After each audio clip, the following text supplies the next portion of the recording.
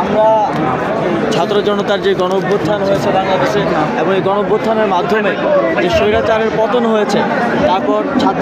ছাত্রদের সাথে কথা বলে সমাজের সিভিল সোসাইটি, পলিটিক্যাল অর্গানাইজেশন যারা আছেন সকল পক্ষের সাথে আলোচনার ভিত্তিতে সর্বজন গ্রহণযোগ্য একটি সরকার গঠনের উদ্যোগ নিয়েছিলাম। গত 3 দিন এর জন্য আমরা দীর্ঘ প্রচেষ্টা এবং এরপর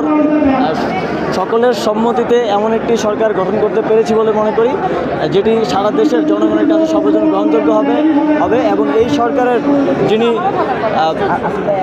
লিড দিবেন তিনি হচ্ছেন একজন আন্তর্জাতিক খ্যাতিসম্পন্ন নোবেল লরিয়েট এবং অবশ্যই বর্তমান সময়ে বাংলাদেশের সর্বজন গ্রহণযোগ্য একজন ব্যক্তিত্ব ডক্টর মোহাম্মদ ইউনূস। তার নেতৃত্বে আমরা এই সরকার বাংলাদেশকে নতুন ধাঁচে করতে পারবো এবং যে ফ্যাসিস্ট ব্যবস্থার বিলোপের যেই প্রতিজ্ঞা আমরা করেছিলাম, যে কমিটমেন্ট জনগণের প্রতি, ছাত্রদের প্রতি আমাদের ছিল, সেটিকে সংবিধানের একটি সুন্দর রিফর্ম এবং সিস্টেম বিল্ডিংয়ের মাধ্যমে আমরা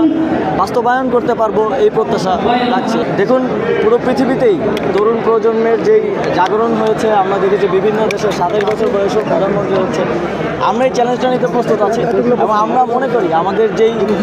চাঞ্চল্য রয়েছে, আমাদের যেই কর্মস্পৃহা রয়েছে, আপনারা দেখেছেন আমরা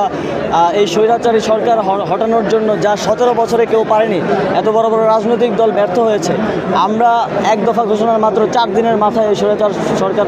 হটাতে পেরেছি। এবং এই কর্মস্পৃহা, এই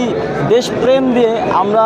ক্যাবিনেটেও আশা করি আমি এবং নাহিদ ইসলাম যারা ছাত্র আন্দোলনের পক্ষ থেকে আছি, আমরা আমাদের যোগ্যতার প্রমাণ করতে পারবো এবং প্রমাণ করতে পারবো যে শুধু পুরনো দিয়ে নয়, নতুনরাও দেশের হাল ধরতে পারে এবং সুন্দর একটি বাংলাদেশ উপহার দিতে যথাযথ ব্যবস্থা নিতে পারে।